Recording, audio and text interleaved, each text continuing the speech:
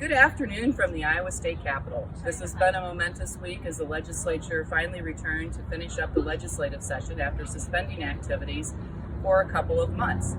It's been a weird process as we've tried to figure out how to social distance, whether the mask works or doesn't work, how things are going to take place. And so it's taken a lot of adapting on the part of everyone. I'm here to tell you the social distancing is pretty much impossible, but hopefully we will all be staying safe while we finish the work. So they come back in and they're really moving forward. And I guess the 3 or 4 things that you need to know about what's happening is, number one, they are working on a budget.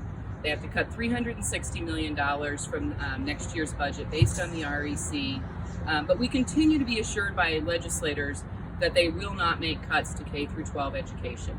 Number two, they're working on a number of policy initiatives and rushing things through. Now, I would say that sometimes they're very creative about how they attach things to bills because they are under such a time crunch.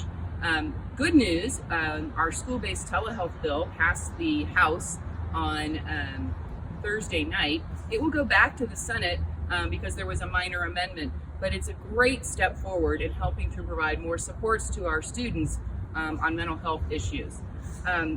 The bad news is yesterday the Senate introduced a bill late morning, had a subcommittee, a committee, and it ended up on the Senate debate calendar that night, which passed, that makes some changes in how districts can use SAVE dollars or what the process is they have to go through to use SAVE dollars for athletic facilities. We hear that this bill is greased. Clearly it was greased in the Senate.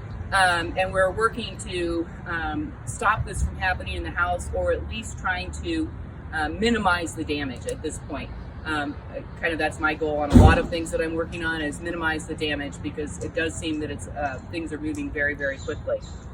There's going to be an education omnibus bill that's going to have a number of items in it related to the upcoming school year, in addition to some online learning changes. We're working very closely with legislators to make sure that you have the maximum amount of flexibility. But the best news out of this education omnibus bill is that they are going to authorize the use of professional development or management funds to add instructional days or hours if you want to start prior to August 23rd. We know that many of you want to do that, and the biggest challenge has been where to find the resources. The legislature is giving you the flexibility to make that decision.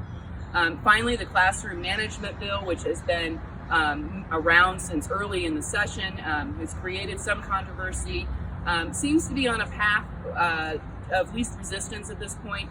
It passed out of the House Appropriations Committee, and it was a unanimous vote supported by members of both parties.